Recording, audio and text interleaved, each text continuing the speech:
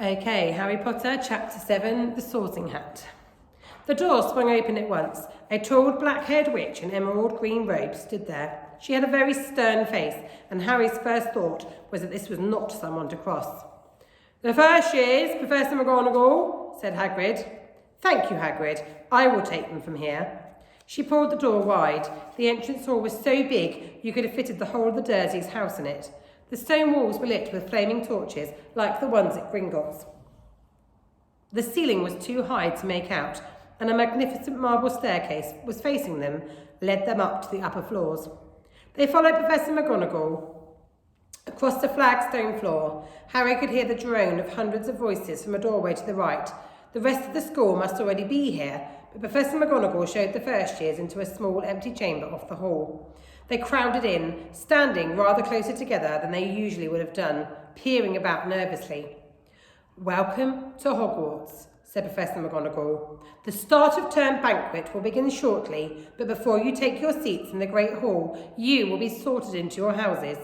The sorting is a very important ceremony, because while you are here, your house will be something like your family within Hogwarts. You will have classes with the rest of your house, sleep in your house dormitory, and spend free time in your house common room.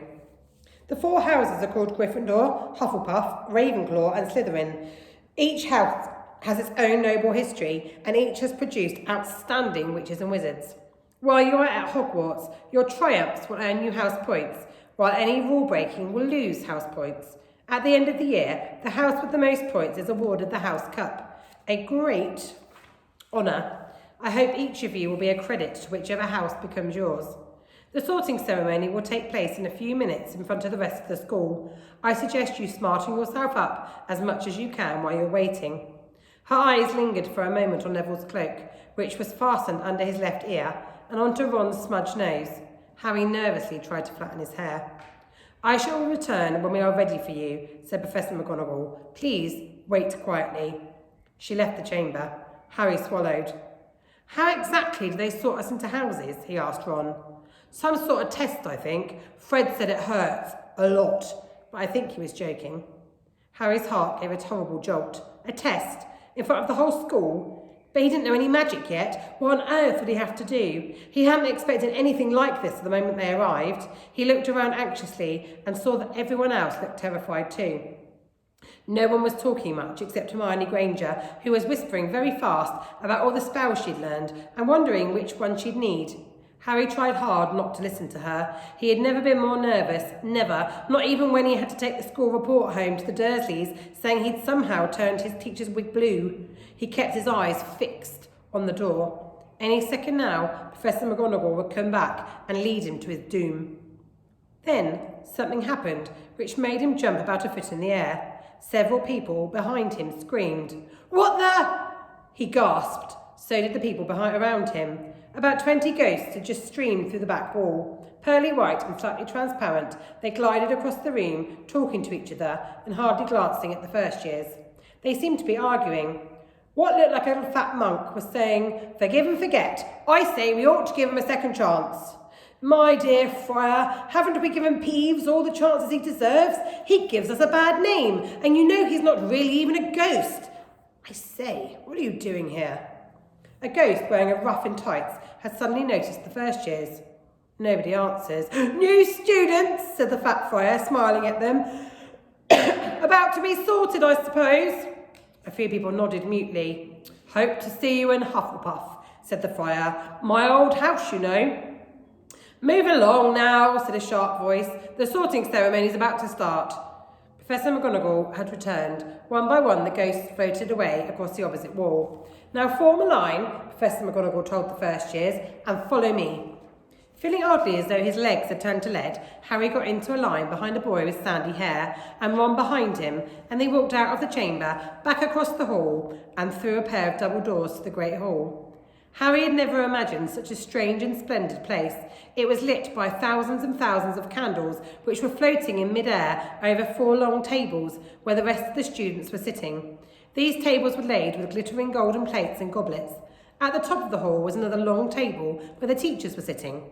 Professor McGonagall led the first years up here, so they came to a halt in a line facing the other students, with the teachers behind them. The hundreds of faces staring at them looked like pale lanterns in the flickering candlelight. Dotted here and there among the students, the ghosts shone misty silver. Mainly to avoid the staring eyes, Harry looked upwards and saw a velvety black ceiling dotted with stars. He heard Hermione whisper, "It's bewitched to look like a sky outside. I read about it in Hogwarts, a history." It was hard to believe there was a ceiling there at all, and that the great hall didn't simply open onto the heavens. Harry quickly looked down again as Professor McGonagall silently placed a four-legged stool in front of the first years. On top of the stool, she put a pointed wizard's hat. This hat was patched and frayed and extremely dirty. Aunt Petunia wouldn't have let it in the house. Maybe they had to try and get a rabbit out of it, Harry thought, wildly. That seemed to be the sort of thing. Noticing that everyone in the hall was now staring at the hat, he stared at it too. For a few seconds there was complete silence. Then the hat twitched. A rip near the brim opened wide like a mouth, and the hat began to sing. "Oh, you may not think I'm pretty, but don't judge on what you see. I'll eat myself if you can find a smarter hat than me. You can keep your bowlers black, your top hat sleek and tall, for I'm the Hogwarts sorting hat and I can cap them all. There's nothing hidden in your head the sorting hat can't see, so try me on and I will tell you where you ought to be. You might belong in Gryffindor, where dwell the brave at heart. Their daring nerve and chivalry set Gryffindors apart. You might belong in Hufflepuff, where they are just and loyal. Those patient Hufflepuffs are true and unafraid of toil. Or yet in wise old Ravenclaw, if you've a ready mind, where those of wit and learning will always find their kind.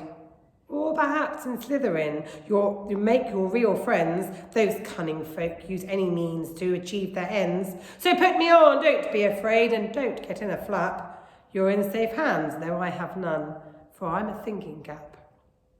The whole hall burst into applause as the hat finished its song. It bowed to each of the four tables and then became quite still again. "So we've just got to try on the hat," Ron whispered to Harry. "I'll kill Fred. He was going on about wrestling a troll." Harry smiled weakly. Yes, trying on the hat was a lot better than having to do a spell, but he did wish they could have tried it on without everyone watching. The hat seemed to be asking rather a lot. Harry didn't feel brave nor quick-witted, or any of it at the moment. If only the hat had mentioned a house for people who felt a bit queasy, that would have been the one for him. Professor McGonagall now stepped forward, holding a long roll of parchment. "When I call your name, you will put on the hat and sit on the stool to be sorted," she said. "Abbott, Hannah." A pink-faced girl with blonde pigtails stumbled out of line, put on the hat, which fell right over her eyes, and sat down. A moment's pause. "Hufflepuff!" shouted the hat. The table on the right cheered and clapped as Hannah went down to sit at the Hufflepuff table. Harry saw the ghost of the fat friar waving merrily at her. "Bones! Susan!" "Hufflepuff!" shouted the hat again, and Susan scuttled to sit next to Hannah. "Boot! Terry! Ravenclaw!" The second table from the left clapped this time. Several Ravenclaws stood up to shake hands with Terry as he joined them. Brocklehurst Mandy went to Ravenclaws too, but Brown Lavender became the first new Gryffindor. At the table on the far left, exploded with cheers. Harry could see Ron's twin brothers catcalling. Bulstrode Millicent then became a Slytherin. Perhaps it was Harry's imagination. After all, he heard a lot about Slytherin, but he thought they looked an unpleasant lot. He was starting to feel definitely sick now. He remembered being picked for teams during sports lessons at his old school. He had always been the last to be chosen, not because he was no good, but because no one wanted him. No one wanted Dudley to think they didn't like him. Finch Fletcher, Justin, Hufflepuff. Right. We're stopping on page 90.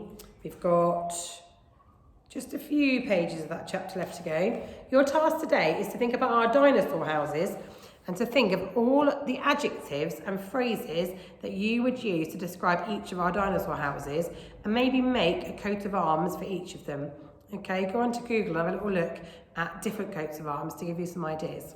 Okay, I'll record some more videos for you tomorrow and on Wednesday. Take care, bye.